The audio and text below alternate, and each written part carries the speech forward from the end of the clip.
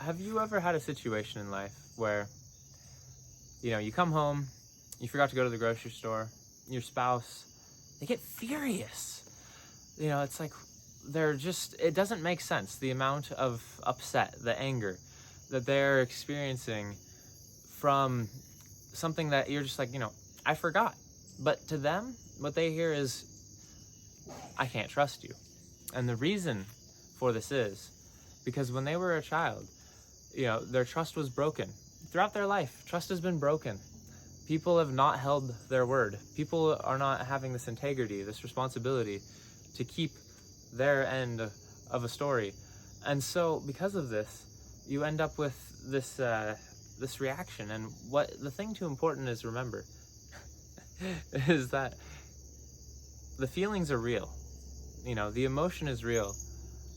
The trauma is there, but what they're reacting to is not the current event.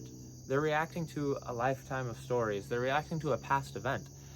And the thing is that by taking awareness of this and by choosing to heal, to become aware that the thought pattern, the emotion pattern playing itself out is not because of something you did. So don't take it personally. But then for them, it's important for them to know it's not that their reaction is unjustified. Their reaction is perfectly normal. There should be no shame here. There's no guilt here. It's just about taking awareness that the stories that we are reacting to are not necessarily the story that's right in front of us. It's important to remember that just because, your husband forgot the groceries, or your wife, they forgot to go, pick up that thing you asked for. You can still trust them, give them the grace of forgiveness, but take it deeper. That's as deep as people usually go.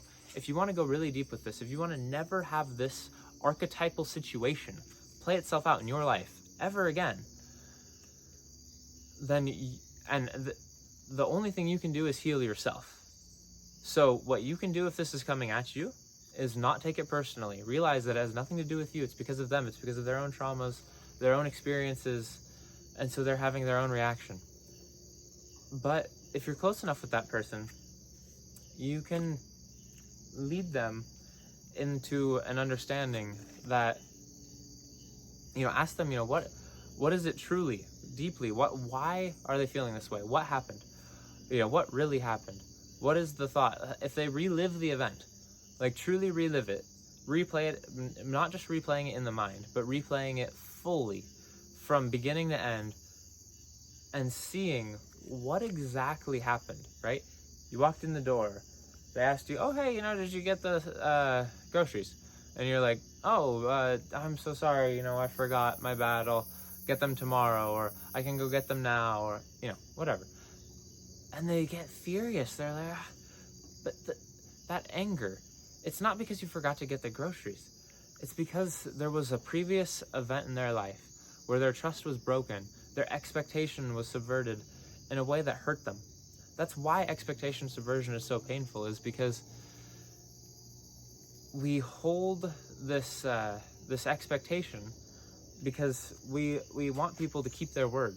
Because when we're integrated with our word, we want other people around us to be also. We want people to be truthful with us, to be having this responsibility, this integrity that we try to embody. But we ourselves, we're the one who forgot the groceries. So we weren't integrated to our word because our word was that we would go get them.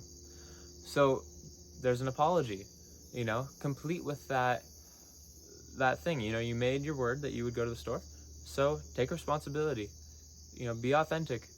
Don't go into defensiveness. Don't start making excuses, because you don't have to defend yourself to a friend, and your enemies won't listen on a deep level. But of course, you still you be nice, you apologize, but realize within yourself, don't beat yourself up over it. Acknowledge it, own up to it, and then, make up for it. pick up the groceries the next day, go to the grocery store, whatever needs to happen to resolve the issue. But then also, it's so important that we acknowledge the reaction that someone has is real. It's from real pain. But it's also the playing out of a pattern that developed when they were young, a pattern that developed over the course of their lives. Because to them, that outburst, they're not aware immediately of this, but that outburst is what got them what they wanted. That outburst is how they get, is that in their mind now, oh, you go to the store. Well, now that outburst was the effective thing that got the got you to go to the grocery store. But it's not, right? But this pattern, the brain, it's a pattern recognition system, and it's really good at this. But the problem is, it doesn't always pick the most efficient and true thing. It just picks what works. If exploding on you got them what they wanted, then they're going to continue to play out that pattern until they take awareness of the fact that the explosion is not what gets them the thing. The explosion is coming from it works as a baby, right? You're like, you want food, so you cry. You want, you get older, you're a toddler, you throw a temper tantrum, and you get what you want. If someone who's raised like this, who always gets what they want when they throw a fit, of course they're going to throw a fit as an adult, right? It's literally a playing out of a pattern. We can recognize this. But it's much more subtle than that. Even in your own self, someone cuts you off on the road, you get pissed. Why are you getting pissed? Just because someone cut you off on the road. You see, it's a reaction, a survival mechanism. Fear, the opposite of love. We close ourselves off. We think of all the reasons why this person's such an idiot and a dick for cutting us off.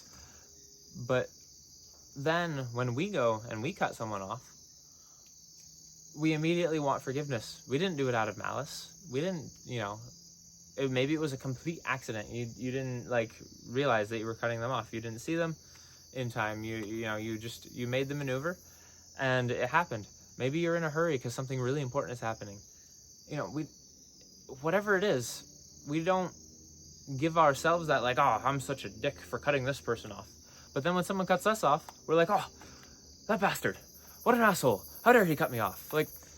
What is this? This is hypocrisy. This is double standards.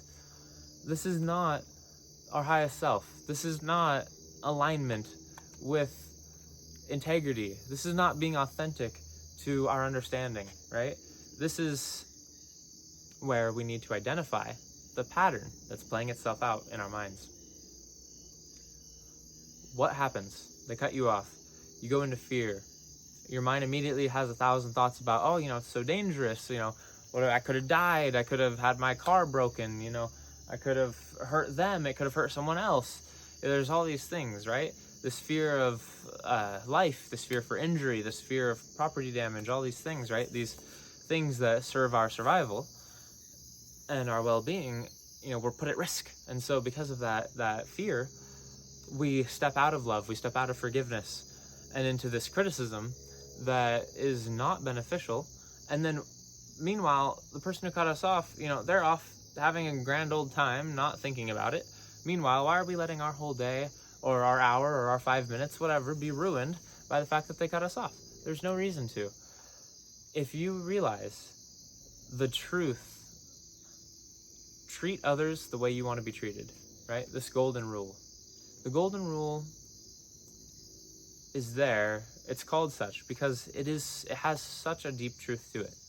If we actually treat everyone the way we want to be treated, imagine the beautiful world we would have.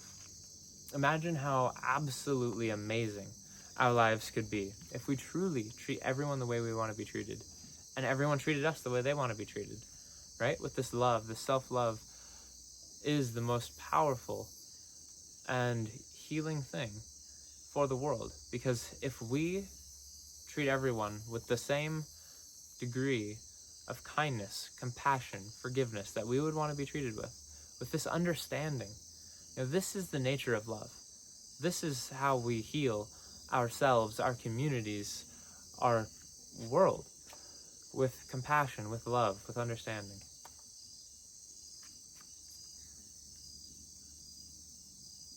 And so, on this note, I leave you. A beautiful day.